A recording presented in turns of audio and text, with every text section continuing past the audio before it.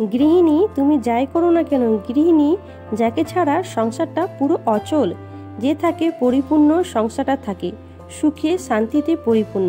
গৃহিণী যে কিনা সকাল থেকে রাত পর্যন্ত ভালোবেসে যত্ন করে সংসারটাকে আগলে রেখেছে, সংসারের কাজগুলোকে পরিপাটি করে গুছিয়ে রাখে। একজন গৃহিণী পারে ধৈর্য এবং বুদ্ধি দিয়ে সংসারটাকে সুন্দরভাবে গড়ে তুলতে পারে।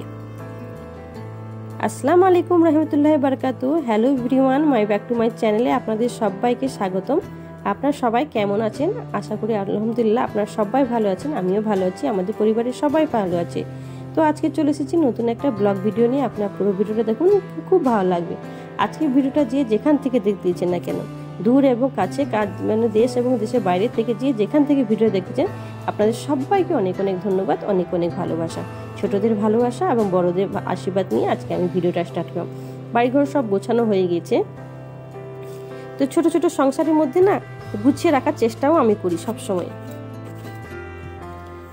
উটিঘাটি কিতে মানে হ্যান্ড ওয়াশটাও শেষ হয়ে গিয়েছিল, এটা একটু বের করে দিই আর কি, অল্প অল্প করে বের করে রাখি, বেশি ভর্তি করে রাখি না, কেননা আমার ছেলেটা না প্রচুর দুষ্টমু, আর ভর্তি করে রেখে মানে 8 দিনও যাবে না, খালি করে দিবে আর কি। তাই জন্য আমি একটু অল্প অল্প করে ভর্তি করে, মানে অল্প অল্প করে আমি হ্যান্ড ওয়াশটাই রেখে দিই আর কি। তো চলো বন্ধুরা, ভিডিওটা কন্টিনিউ করো, খুব ভালো লাগবে। আর ভিডিও দেখার সময় অবশ্যই একটা ছোট দেখে লাইক দিয়ে দিবে। আর এই হ্যান্ড ওয়াশটাও আমার একটা মানে হয়ে গেছে, দাগ হয়ে গেছে, বেশি মানে ব্ল্যাক কালার নিয়েছি তো, কালোর জন্য না একটুতে মানে পুরো ময়লা বোঝা যায় আর কি। তাই জন্য একটু ওয়াশ করে দেবো, একটু হারপিক দিয়ে একটু ধুয়ে নেবো আর কি। হারপিক দিয়ে ধুয়ে নিলে না খুব সুন্দর পরিষ্কারটা হয়ে যায়, তাড়াতাড়ি পরিষ্কারটা হয়ে যায়, পুরো নতুনের মতো ঝকঝক করে আর কি। তো এইভাবে হারপিক দিয়ে আমি ধুয়ে নিচ্ছি। আর বন্ধুরা, ভিডিওটি দেখার সময় অবশ্যই একটা লাইক দিয়ে দেবেন। তো একটা মেয়ে যখন বিয়ের পর শ্বশুরবাড়িতে আসে না, তখন তাকে অনেক কিছু মানিয়ে নিতে হয়, সময়ের সাথে সাথে সব কিছু পরিবর্তনও করতে হয়। শ্বশুর, শাশুড়ি, ননদ, দেওর, স্বামী, সন্তান, পুরো পরিবারের দিকে খেয়াল রাখতে রাখতে সময়টা চলে যায়। পুরো পরিবারের পছন্দ অপছন্দের দিকে খেয়াল রাখতে হয়, তাতেই আমাদের আনন্দ পায়, পরিবারের সুখ খুঁজে পায়। একটা শরীর যেমন মেরুদণ্ডে থাকলে যেমন শরীরটা যেমন এক জায়গা পড়ে থাকে, ঠিক তেমনি আমাদের সংসারে যদি একটা মেয়ে না থাকে না, সেটা তার সংসার থাকে না।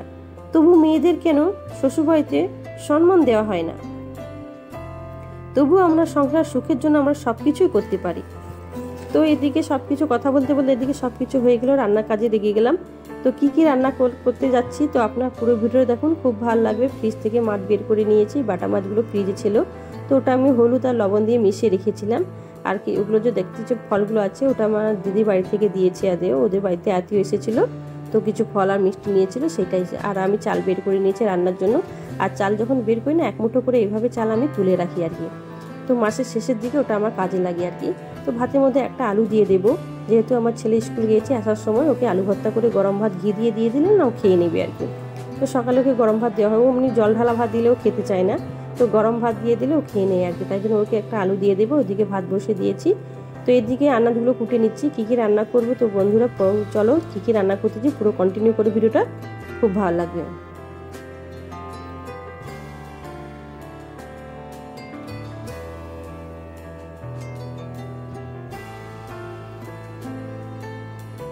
এদিকে মুড়ি খাচ্ছি আমি জিলেপি দিয়ে, আর এদিকে সবজিও কেটে নিচ্ছি।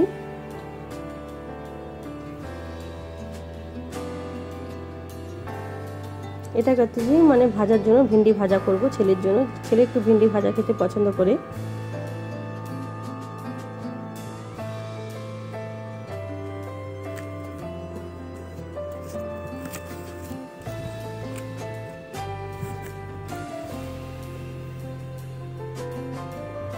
আর প্রচণ্ড গরম পড়েছে আমাদের এখানে, প্রচণ্ড গরম, এত গরম পড়েছে কি বলবো, ভাদ্র মাসের শেষের দিকে এত গরম।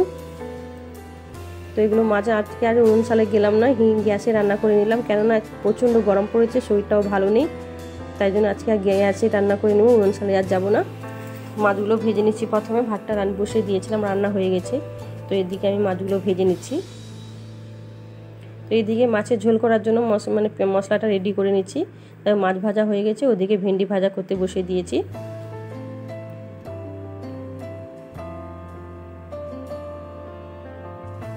ভাতটা আমি উনুনে বসে দিয়েছি, বাইরে উনুনে, ওখানে ভাতটা হয়ে গেছে, তারপরে আমি তরকারিগুলো এদিকে করে নিচ্ছি।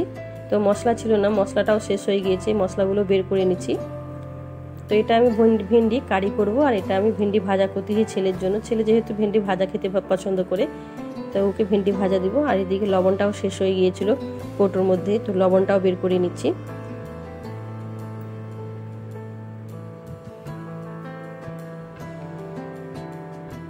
প্রথমে ভেন্ডি কারি করার জন্য ভেন্ডিটাকে ভালো করে প্রথমে ভেজে নিতে হবে লবণ দিয়ে আর হলুদ দিয়ে। এটাকে ভালো করে একটু লাল লাল করে ভেন্ডিগুলোকে ভেজে নিয়েছি।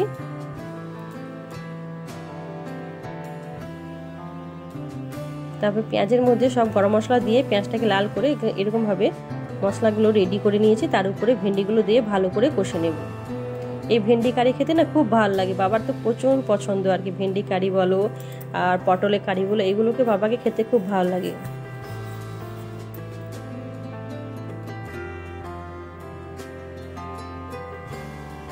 কষা হয়ে গেছে, যেহেতু অল্প করে কষেছি, কেননা আমার ভেন্ডি ভাজা ছিল আর কি, তাই জন্য অল্প করে কষে অল্প করে একটু জল দিয়ে দিব। বেশিক্ষণ আর কষলাম না, বেশি নাড়াবো না, কেননা ভেন্ডি যেহেতু মানে ভেঙে যাবে, গোটা গোটা ভেন্ডি থাকবে, তাই জন্য বেশি নাড়ালাম না, ঢাকা দিয়ে দিলাম। এদিকে থালা বাসনও আমি ধুয়ে নিয়েছি।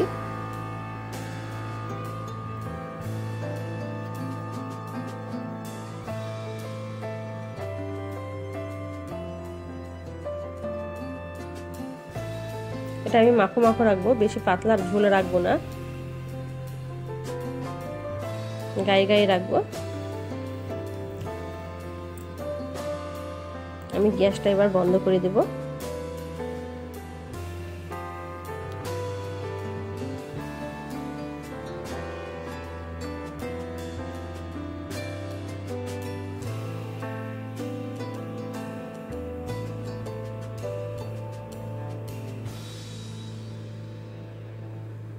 কি কি রান্না করলাম, এখানে আছে ভেন্ডি কারি আছে,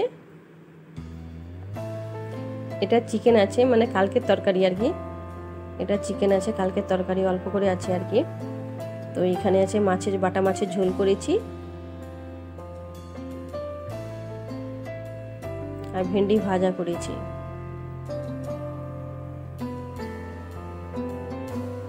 এই তরকারিটা দিদি বাড়ি থেকে দিয়েছে, আমার জায়ের বাড়ি থেকে আর কি, মাছ আলু বেগুন রান্না করেছিল, ওটা তরকারি একটু দিয়েছে। তো আজকে ছিল এইটা মেনু।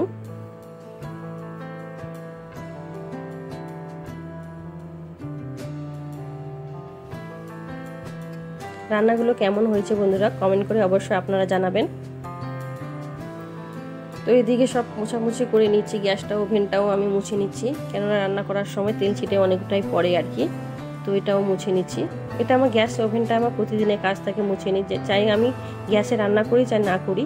তো থালা বাসনও আমি ধুয়ে নিয়েছি, এইভাবে সব উপর করে দিয়েছি।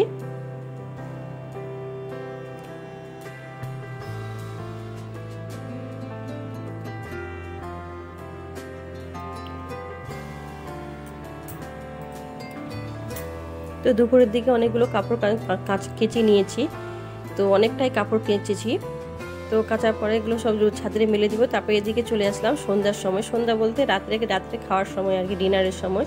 তো ডিনারে এত গরম পরিমাণে গরম পড়েছে কি বলবো, তাই জন্য বললাম জল ঢালা ভাত খাবো রাত্রিবেলা আর কি, এত পরিমাণে গরম পড়েছে আমাদের এখানে।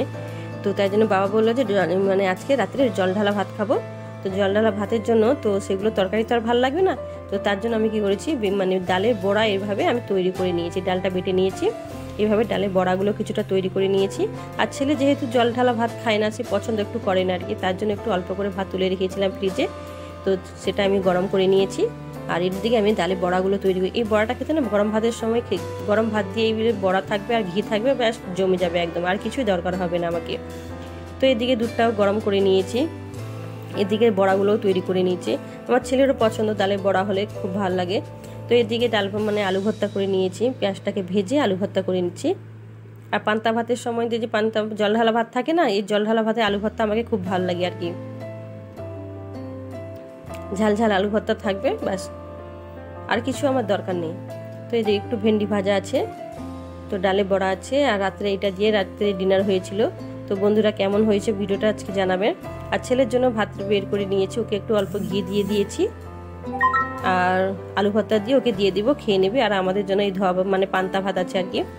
তো আজকে ভিডিওটা কেমন হয়েছে বন্ধুরা অবশ্যই কমেন্ট করে জানাবেন। আবার দেখা হবে অন্য কোনো দিন অন্য কোনো ব্লগ ভিডিওতে। বাই, তোমরা সবাই ভালো থেকো, সুস্থ থেকো।